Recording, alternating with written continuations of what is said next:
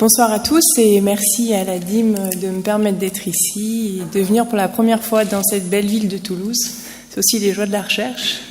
Voilà, donc je vais vous parler, après Quentin, des effets plutôt négatifs d'un surplus d'éclairage public, mais pas que, la nuit, et qui transforme du coup la nuit en jour.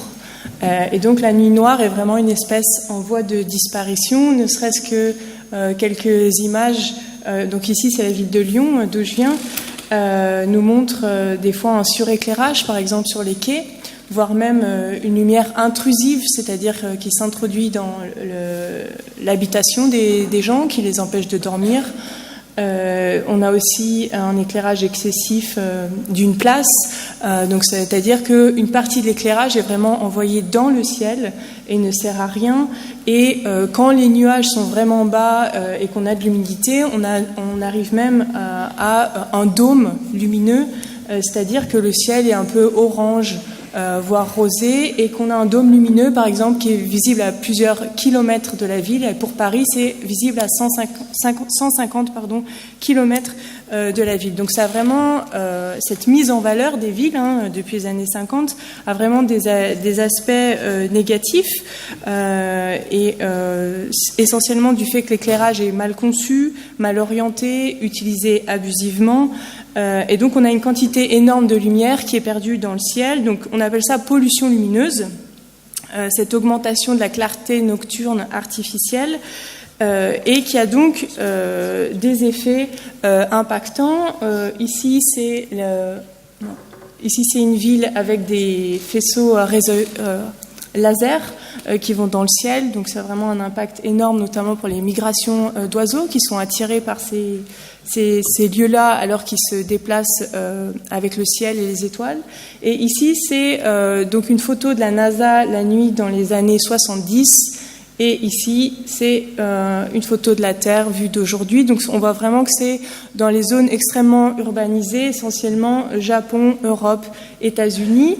Il y a aussi une association AVEX qui établit des cartes de pollution lumineuse.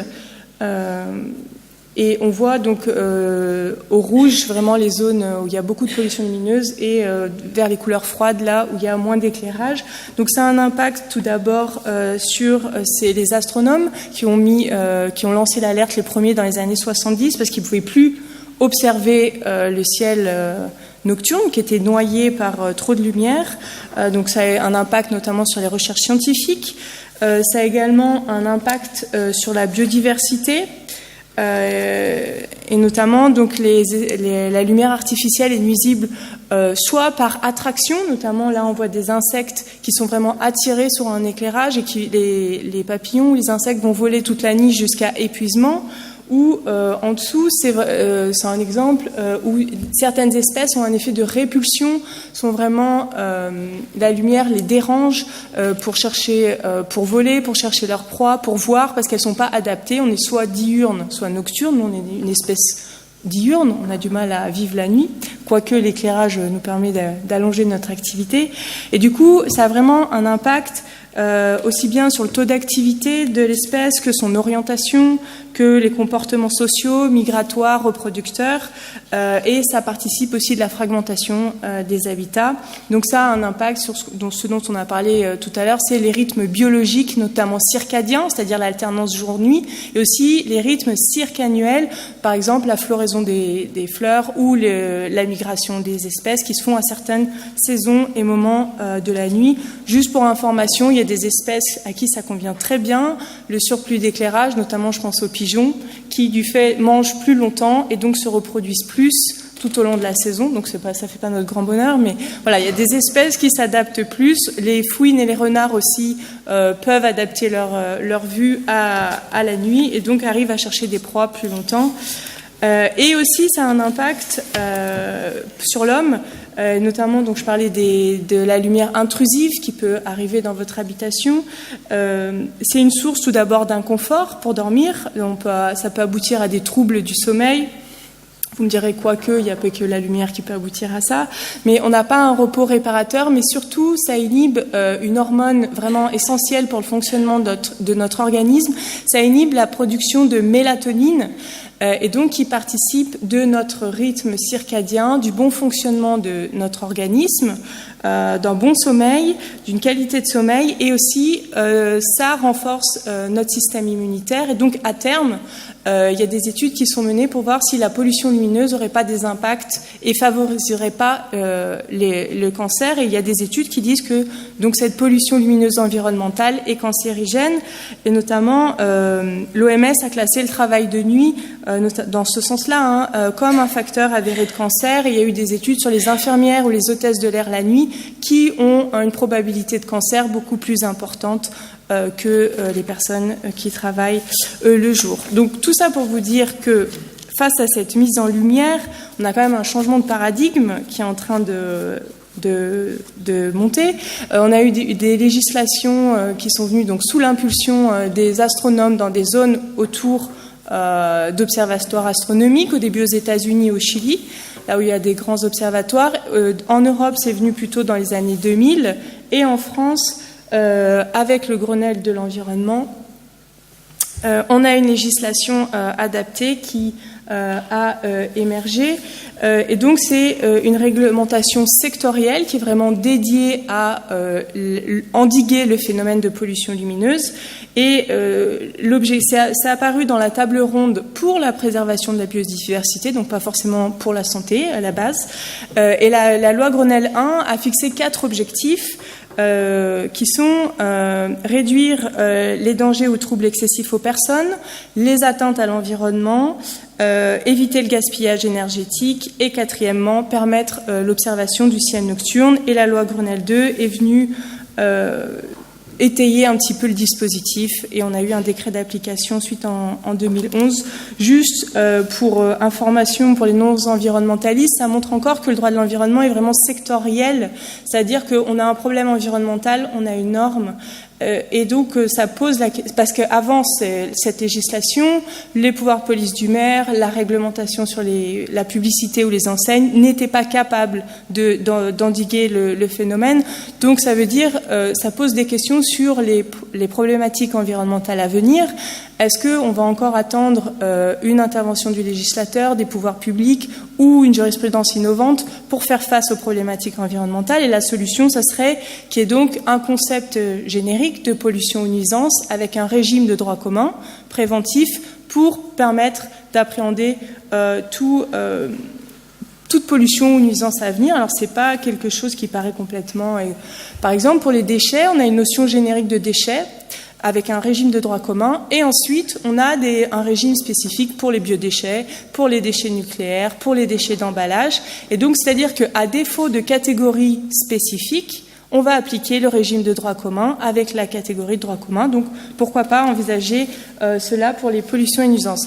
Pour le terme de pollution lumineuse, donc en langage courant, on parle de pollution lumineuse, et scientifique aussi, où ils parlent de photopollution, light pollution, ou dernièrement j'ai entendu un biologiste, parce qu'il y a de plus en plus de recherches scientifiques sur la question, qui parlait de HALAN. Donc c'est le phénomène HALAN, c'est Artificial Light at Night. Et le droit, lui, parle de nuisance lumineuse. Donc la question, est-ce que c'est un effet de style ou est-ce que vraiment cette terminologie-là engendre des conséquences juridiques? Juste pour information, dans les travaux des lois Grenelle, on passe de nuisance lumineuse à pollution lumineuse au pluriel. Donc on a l'impression que c'est un méli-mélo et que les termes sont complètement assimilés. Et quand on regarde plus en détail, en fait, le législateur utilise vraiment la qualification de pollution lumineuse pour parler du phénomène, c'est-à-dire du fait, et le terme de nuisance lumineuse, c'est la catégorie juridique qui subsume le fait. Donc il y a une distinction qui est faite, et donc le législateur semble se placer dans la distinction classique qu'on a en droit de l'environnement entre pollution et nuisance, qu'on retrouve dans la législation et dans l'architecture du code. Alors la distinction, elle existe, par contre on n'a pas de critères clairs pour dire qu'est-ce qu'est une pollution et une nuisance. Là, il n'y a pas de loi ni d'arrêté, c'est-à-dire que c'est la doctrine qui va établir différents critères pour dire ça c'est plutôt pollution, ça c'est plutôt nuisance. Donc autant vous dire qu'il y a des critères différents selon les auteurs. Donc on a une multitude de critères. Et pourtant, le législateur a choisi de parler de nuisances lumineuses. Donc quand on regarde les travaux parlementaires, il parle de perturbations biologiques pour les êtres vivants, donc comme s'il y avait une gêne, une espèce de gêne ou altération des conditions de vie normales, et ça fait référence aux critères subjectifs de la nuisance, c'est-à-dire au ressenti de la gêne. Et aussi, il parle des impacts aisément réductibles, c'est-à-dire qu'il n'y aurait pas d'irréversibilité. Si on arrête l'éclairage, un surplus d'éclairage, dans ce cas-là, il n'y aurait plus d'atteinte. Et donc, ce critère de la réversibilité est aussi utilisé pour distinguer pollution et nuisance. Dans tous les cas, on a une définition assez générale des nuisances lumineuses. C'est tout danger ou trouble donc émis par des lumières artificielles, ça c'est le critère matériel, et le critère finaliste, c'est en fonction des intérêts protégés par la loi, qui sont, comme je vous l'ai dit, les personnes, l'environnement, le gaspillage énergétique et l'observation astronomique. Donc cette nouvelle législation, c'est une nouvelle police administrative spéciale qui est de la compétence du ministre chargé de l'environnement, qui va donc intervenir pour adopter des prescriptions techniques.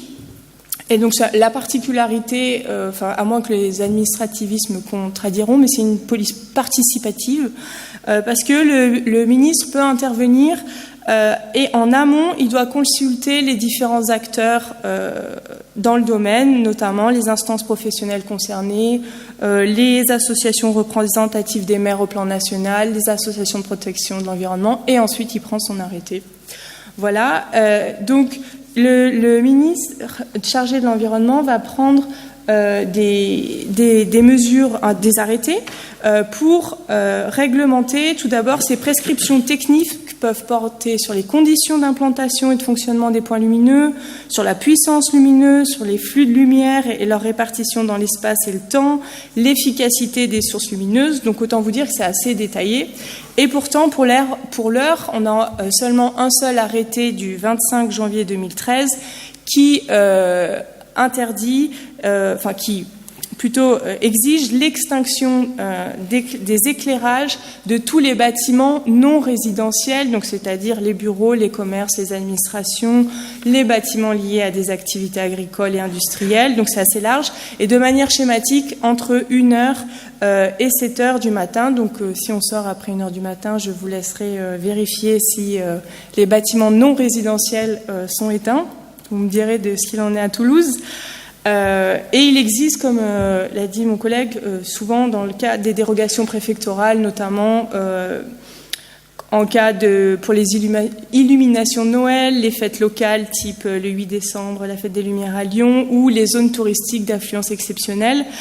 Le ministre peut aussi prendre des mesures plus restrictives dans les espaces naturels, type parcs nationaux, parcs naturels régionaux, réserves naturelles, ou dans des fameux sites d'observation astronomique dont la liste et le périmètre seront fixés par arrêté du ministre chargé de l'environnement. On attend toujours les listes du ministère.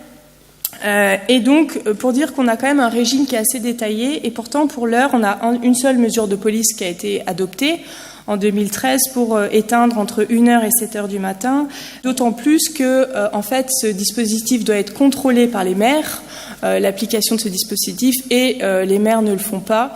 Alors, pour certaines installations qui sont soumises à une police spéciale étatique, dans ce cas-là, c'est l'État qui doit contrôler, mais pour vous dire que à l'heure actuelle, la prévention des nuisances lumineuses est plutôt un objectif fictif du droit de l'environnement et qu'il n'y a aucune mise en œuvre. Les sanctions administratives prévues par le Code de l'environnement restent lettre morte, et donc on aboutit une nouvelle fois à une inefficacité du droit de l'environnement.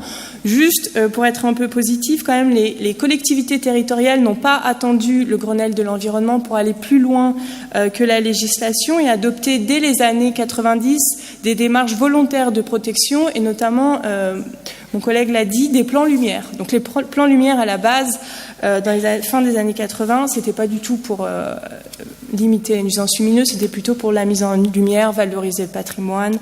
Mais de plus en plus, le volet environnemental est inclus dedans, et donc on vise la prévention des nuisances lumineuses dans une volonté de diminuer le budget, les deniers publics attribués à l'éclairage public, mais si ça participe la diminution de la pollution lumineuse, pourquoi pas. Les collectivités aussi adhèrent à des chartes d'engagement pour un éclairage public durable. Elles respectent des guides de bonnes pratiques. On a également des labellisations villes et villages étoilés qui est attribuée par l'Association nationale de protection et du ciel de l'environnement nocturne. Donc en gros 1 à 5 étoiles en fonction des efforts faits par la commune pour diminuer les nuisances lumineuses. On a également au niveau international une labellisation réserve internationale de ciel étoilé et je tiens à vous dire que il n'y a pas beaucoup de labellisation en France, mais il y en a quand même une pour l'heure, c'est dans les Pyrénées, le pic du Midi qui a été reconnu réserve internationale de ciel étoilé depuis 2013 grâce à une dynamique des acteurs du territoire qui voulaient préserver la qualité du ciel et en particulier autour de l'observatoire astronomique pour permettre l'observation du site, mais aussi attirer dans un intérêt touristique. Donc c'est en gros 40 000 points lumineux, 250 communes, la moitié du département des Hautes-Pyrénées qui sont concernés.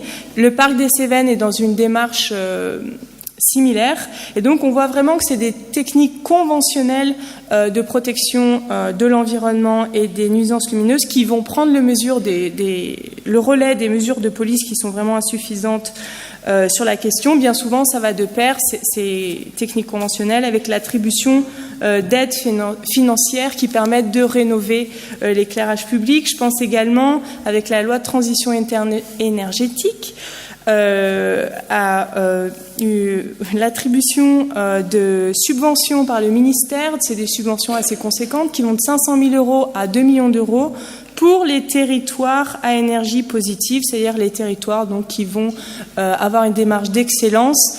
Ça peut concerner la réduction des déchets, les transports et notamment l'éclairage. Donc les nuisances lumineuses sont prises en compte à titre subsidiaire dans ces territoires à énergie positive. Il y a un nouveau, je terminerai par ça, la loi biodiversité de 2016 a apporté des innovations parce qu'elle a intégré la problématique des nuisances lumineuses hors du champ de compétences de la police, notamment la pollution des eaux marines intègre désormais les sources lumineuses comme une source de pollution. Dans les trames vertes et bleues également, la gestion de la lumière artificielle est prise en compte pour assurer les continuités écologiques. On a également les objectifs de qualité paysagère qui doivent prendre en compte la prévention des nuisances lumineuses. Et donc on voit vraiment que le droit de l'environnement est renouvelé, les catégories juridiques sont élargies pour absorber ce nouveau phénomène. Et on va même plus loin puisque le ciel nocturne, pas seulement l'encadrement d'éclairage, mais le ciel nocturne est valorisé en tant que tel. Notamment, on parle de paysage nocturne au premier article du Code de l'environnement, qui est protégé en tant que tel. Et le Code rappelle le devoir de chacun de protéger l'environnement, y compris nocturne. Donc c'est vraiment la nuit qui devient un nouvel objet de droit en tant que tel, qui est valorisé. Donc on peut espérer, comme ça a été dit en introduction, aboutir par le droit sain à l'environnement, non plus seulement un droit de la nuit, qui vise à adopter des règles la nuit, mais également un droit à la nuit et que les justiciables pourraient agir pour revendiquer cette observation du ciel nocturne. Et ça répondrait à cet appel qui a été lancé par les astronomes dans les années 70, disant que le ciel nocturne est vraiment un trésor, un patrimoine commun à garder. Et donc, voilà, je vous remercie.